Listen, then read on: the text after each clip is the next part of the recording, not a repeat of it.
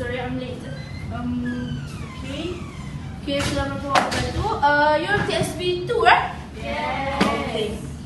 Okay. Today I'm going to teach you about permissibility of trade and some Shariah contracts. Okay, the first one is the definition of trade in Islam.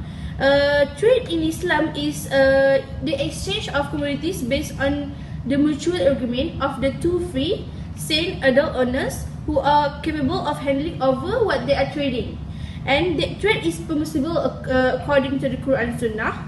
And Allah says in Al-Quran, Surah Al-Baqarah, sentence 275, okay? He said, but Allah has permitted trade. So this proves that Allah has permitted trade lah. Okay, the next one is Shariah rules for trading in Islam. Okay, the first one is free mutual consent. Okay, it mentions in Al-Quran from Surah An-Nisa verse 29 that means believers do not devour one another's possessions wrongfully. Rather than that, let there be trading by mutual consent. And the other one is from Hadith that means transactions may only be done by mutual consent. So this proves that Shariah rules for trading in Islam is free mutual consent. Okay, the second one is prohibition of gharar and hasah, which means indeterminate and speculative transactions. There's two hadiths that talking about this prohibition of gharar and hasah. It was narrated by that Abu Hurairah and narrated from Ibnu Umar. Okay, the next one is prohibition of riba. Okay, there's a verse in Quran said from Surah Al-Baqarah verse 278, which means, oh, who you believe, be afraid of Allah and give up what remains from riba if you are really believers. The next one is from 230 from Al-Baqarah 2. That means, oh, who you believe, eat no riba, double and multiply, but fear Allah that you may be successful. The next one is from Hadith Rasulullah SAW. Okay, the next one is prohibition of qimar, which means any form of gain based on luck or chance, and Maisya, which means getting a profit without working for it. Okay, there's one verse from Quran that mentioned about this from Surah Al-Ma'idah verse 90. Okay, the next one is prohibition of hilabah and ghish, which means fraud and deception. Okay, there's one verse also from Quran from Surah Al-Mutaffifin verse 1 until 5. Okay, the next one is prohibition of two mutually inconsistent or contingent contracts. Okay, there's one hadith that mentioned about this, which means narrated from Abu Sa'id, the Prophet ﷺ forbade two kinds of dresses and two kinds of sale, which is mulamasa and munabada. Okay, the next one is conformity of contracts with the maqasid al-Shariah. Okay, one hadith that mentioned about this, the Prophet ﷺ said, Allah has made the life and property and honor of each one of you unto the other sacred and inviolable, like this day of this month in this territory, from Sahih Al-Bukhari. The last one is profits with liability. There's one hadith also from Prophet ﷺ said, a loan with a sale is not permitted, nor two conditions in a sale, not a profit of a thing allowed which is not in one's liability, nor the sale of what you do not have in your possession, from from Sunan An-Nasa'i. Okay, so this is 8 Shariah rules for trade in Islam. Okay, the next one I want Atiqah to explain about type of permissibility contract that not prohibited. That okay, give. Okay, alright. Assalamualaikum warahmatullahi wabarakatuh. There are few types of permissibility contract, which is by muqayyadah. The attributes and modus operandi is it refers to the barter trade that must be the one same genus and with immediate delivery and equality. The prohibition is that the butter or ribawi items there are gold, silver, wheat, barley, and salt of different qualities, etc., etc. And the next is the by mutlaq. The attributes and modus operandi is that the sales for goods for the money itself, and the prohibition is that there's no prohibition as long as the subject is matter for the amongst the forbidden items such as alcohol, pork, and also haram items. And the next is by saraf. By sarf, where the attributes and modus operandi is the sale of attribute for instance, the exchange of USD notes dollar worth $1 is with the need to be exchanged with 4.14 ringgit Malaysia according with the market rate. And the prohibition is that it is allowed as long as the currencies are exchanged in the same period of the contract. There are indifference in quality and also the rate. The next is by salam. The attributes is that the sale payment, the payment is received in advance by the seller from the buyer, but the goods of purchase are delivered at a later date. And the key feature is that the seller not need to be in possession of the goods a person selling in the contract. Yes. And also the prohibition is that it is not permissible to sell identical goods such as the wheat for wheat and the potatoes for the potato. And the sale contract is binding and irrevocable in nature unless there are exceptional circumstances, but be the death of the supplier itself. Yes. Okay. And next is the by istana, where the sale contract that represents the modern day order to manufacture. Sale where a manufacturer or artisan is given an order to produce something based on description provided by the buyer. In istana, the subject matter is something needs manufacturing, and price can be paid anytime during contract provided it is specified and agreed at time of contract. Yes. And the prohibition is that for a daily valid by istana materials of the object being made must also come from the manufacturer. If the materials come from buyer and manufacturer, just provide his labor and skill. The contract is known as ijara. Yeah. Okay. And the last is murabaha, where the attributes and modus operandi is that the sale contract when the seller of an item discloses the true cost of the product to the buyer and both parties as well, and it is permissible to fix the profit in percentage such as 5% or 10%, of course. So therefore, the essence of the contract is based on the integrity of the seller to disclose the true cost of the product itself, and it is also commonly known as the cost profit rate. Yeah. And then moving from that, the prohibition is that if the buyer and seller agree on zero profit, that is the result of the items take place at original cost, which is the par value, and then it is known as the tawliyah sale. If the resale is at a lower price from the original cost, the sale is known as wadiyah. Yeah, so that's how it goes. Okay, thank you for that. Okay, you choose the next person. Yeah, sure. The next person is Illiya. Okay, so Illiya. Okay, the next one I will move to the prohibited of the contract. Okay, the first one is by al-muqadara. By al-muqadara is the sale of fruits, vegetables and grains before they are almost ripe, as there is risk of them being spoiled before they are ready for consumption.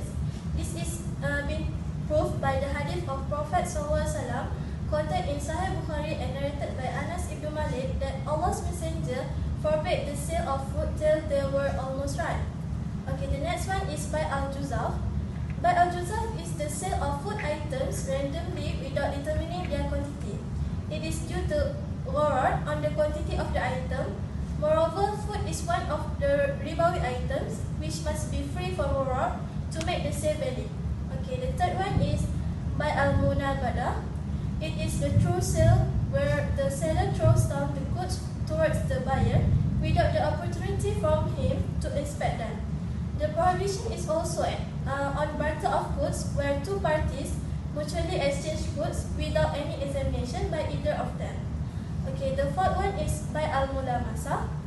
The subject matter is bought without examining it by merely touching it. This means by when the buyer buy the items without examining the item first, they are touching it.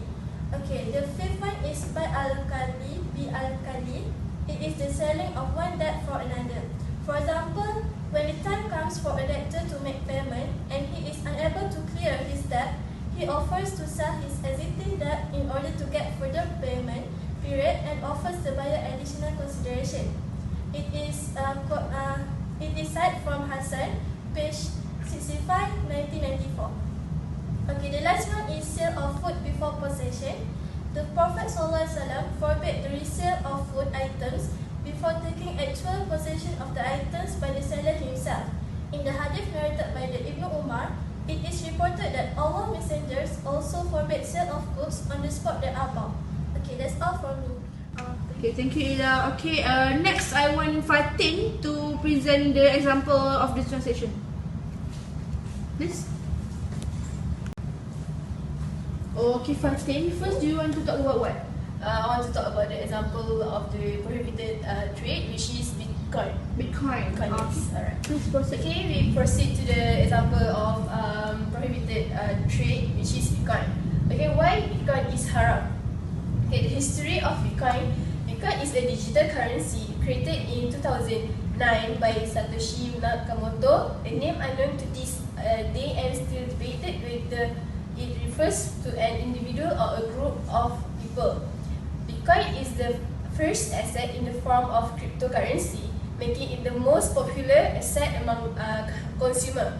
Bitcoin is created through a very long time consuming process of mining by solving problems and mathematical formulas to produce Bitcoin using computer equipment. Okay, according to its founder, Bitcoin was created to enable online payment transaction to be transmitted directly from one party to other party without having to go through a banking or financial institution as a third party and would facilitate the transaction.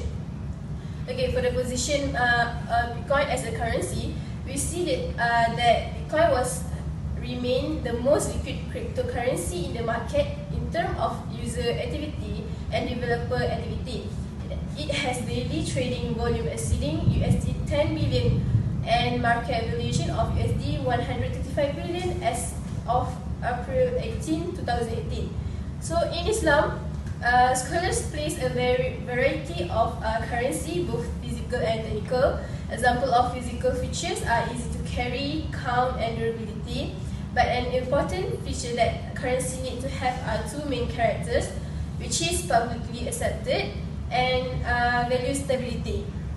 Okay, views of fatwa and Islamic scholar on Bitcoin prohibited views, which are, so the first is from the Darul Ifta, Miss Riyah, Egyptian Fatwa Council, which they say that Bitcoin does not meet the requirement to recognize as a currency.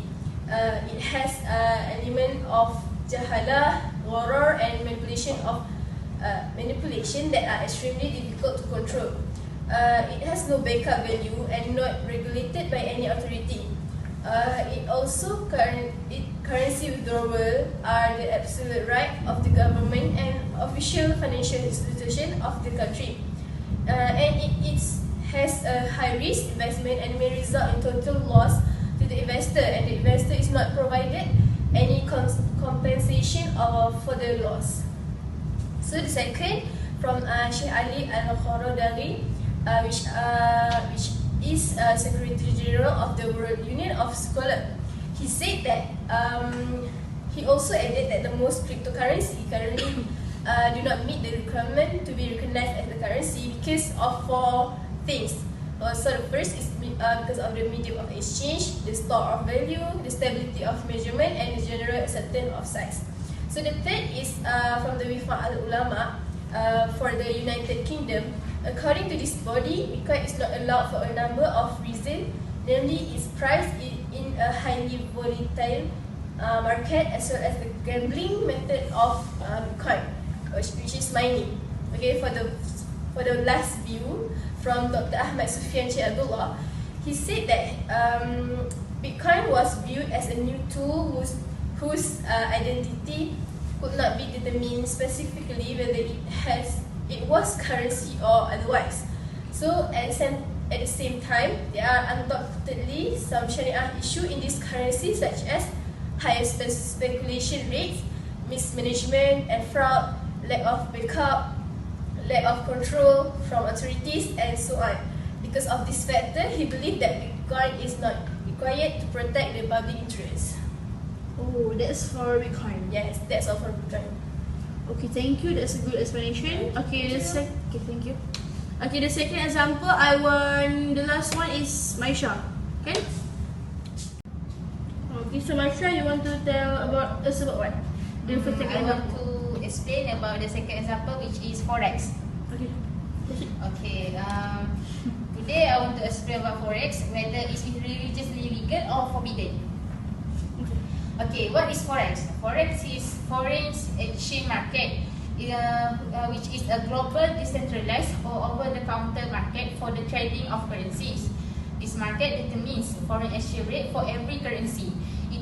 It includes all aspects of buying, selling, and exchanging currencies at current or determined price. In terms of trading volume, it is by the largest market in the world, following by the credit market. In a typical foreign exchange transaction, a party purchases some quantity of one currency by paying with some quantity of another currency. Okay, history of forex. In developed nation, the state control of the foreign exchange trading ended in 1973, when complete floating and relatively free market condition of modern time began. On 1981, China started to allow forex, and followed by Korea at the same years. In 1991, Iran changed international agreement with some countries from oil barter to foreign exchange. Okay, the fatwa views on using forex. Okay, accordingly, the Conference of Fatwa Committee National Council agrees that forex is illegal. Yes, as it is contradict with Islamic law, and it also illegal in our country law. Okay, why is it haram? The Muzakarah emphasized that forex means involve a number of items which is currency, and from a fiqh point of view, it is subject to buy a soft. We've mentioned from before by Atiqah. Which must be combined with the general term of sale and specific term of buy a sub. Okay. In addition to meeting this requirement, the Muzakarah also emphasized that forex trading operation should be free from as-salaf wa al-bay, granting of condition provided for sale and purchase, gambling element, excessive borrower, and cruelty of exploitation. Okay. And according to a detailed study conducted by the conference, forex trading of individual spot forex via electronic platform contain elements such as Asri through the application of rollover interest, the sales of the debt through leverage, unclear call during exchange transaction, the sale of non-holding currencies, and speculation involving gambling. Besides that, it also illegal under the law of Malaysia. Accordingly, Muslims are prohibited from engaging in such currency trading. That's all from me. That's all. Yes. Okay, thank you, Asha. Okay, so that's okay. Thank you for presenting. Okay, that's all for the example of permissibility of trade. Okay, so I want to ask: is forex permissible or not? No. No. Okay, that's right. Bitcoin? No. It is both haram. Okay. Yes. Okay, so that's all for today. The slide is upload on Go. Sure. Okay. Sure. Okay. Right. Okay. I go back first. Okay, thank you.